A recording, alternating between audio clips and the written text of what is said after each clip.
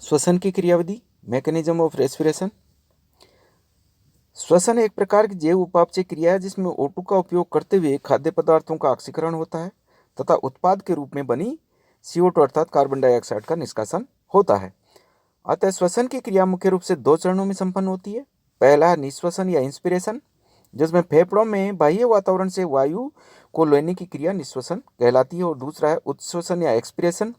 फेफड़ों से बाह्य वातावरण में CO2 अर्थात कार्बन डाइऑक्साइड को छोड़ने की क्रिया जो है उच्छ्वसन कहलाती है।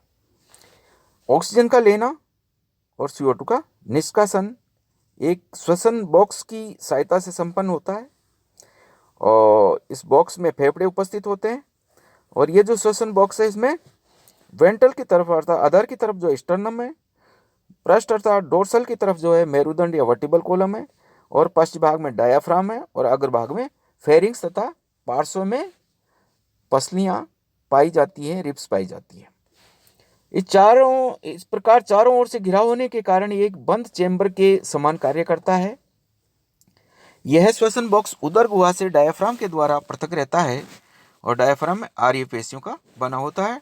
वक्ष के गुहा के पार्श्व में 12 जोड़ी पसलियां पाई जाती है, रिब्स पाई जाती है, जो अधर सतह पर स्टर्नम और पृष्ठ सतह पर मेरुदंड से जुड़ी रहती है। और ये जो पसलियां ये 3 प्रकार की होती है। पहली है वास्तविक पसलियां या ट्रू रिब्स।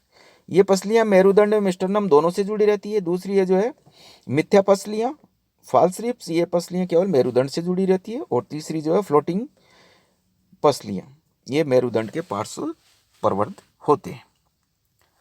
और प्रत्येक 2 पसलियों के मध्य में जो है इंटरकोस्टल पेशियां पाई जाती है। और ये पेशियां 2 प्रकार की होती है। पहली जो है एक्सटर्नल इंटरकोस्टल मसल्स, और दूसरी इंटरनल इंटरकोस्टल मसल।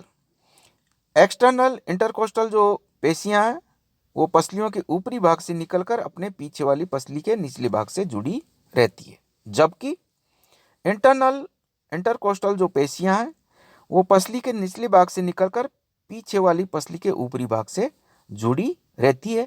इस प्रकार दोनों पेशियां एक्स की आकृति के रूप में विन्यासित रहती है। श्वसन की किसी एक क्रिया में एक ही तरह की समस्त पेशियां कार्य करती है, और विश्राम अवस्था में डायाफ्राम जो है वो गुंबद के समान होता है।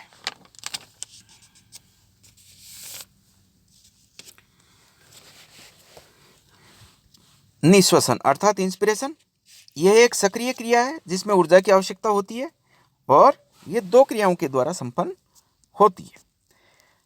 नंबर 1, बाह्य इंटरकोस्टल पेशियों में संकुंचन होता है, जिसके कारण 2 गतियां होती है। कौन कौन सी गतियां हैं? पहला है पसलियां ऊपर की तरफ गति करती है, और दूसरा स्टर्नम थोड़ा आगे एवं नीचे की तरफ गति करता है। और सेकंड जो क्रिया होती है, गुंबद के आकार का डायाफ्राम चपटा हो जाता है। इन 2 क्रियाओं के फलस्वरूप वक्षीय गुहा का आयतन बढ़ जाता है और फेफड़ों पर दबाव कम हो जाता है। इस कारण ऑक्सीजन वायुमंडल से फेफड़ों में प्रवेश करती है। पसलियों के घुमावदार होने के कारण वक्ष गुहा का आयतन पार्श्व तल में और स्टर्नम के नीचे की ओर झुक जाने के कारण पृष्ठ अधर तल में बढ़ जाता है। साथ ही रेडियल पेशियों के संकुंचन के कारण डायाफ्राम चपटा हो जाता है तथा वक्ष गुहा का आयतन आगे से पीछे की ओर बढ़ जाता है। इस अवस्था में लचीले फेफड़े फैल जाते हैं और वायु इनके भीतर चली जाती है। इस प्रक्रिया में वक्षीय गुहा एक शोषण पंप या संक्शन पंप की तरह कार्य करती है। सेकंड है उच्च श्वसन या एक्सपिरेशन। यह एक निष्क्रिय क्रियाविधि है तथा निःश्वसन के एकदम विपरीत होती है, और इसमें भी 2 क्रियाएं संपन्न होती है। 2 क्रियाएं होती है। पहली है आंतरिक इंटरकोस्टल पेशियों में संकुचन होता है, जिसके फलस्वरूप 2 प्रकार की गतियां होती है। कौन कौन सी 2 गतियां हैं? पहली है पसलियां नीचे की तरफ गति करती है, और दूसरा स्टर्नम पीछे एवं ऊपर की तरफ गति करता है। इस कारण स्टर्नम और पेशियां पुनः वास्तविक स्थिति में आ जाती है। और सेकंड कौन सी क्रिया है? चपटा डायाफ्राम पुनः गुंबद के आकार का हो जाता है, और इन दोनों क्रियाओं के कारण वक्षीय गुहा का आयतन कम हो जाता है, जिसके कारण फेफड़ों पर दबाव पड़ता है और फेफड़ों में उपस्थित कार्बन डाइऑक्साइड वायुमंडल में चली जाती है। Thank you.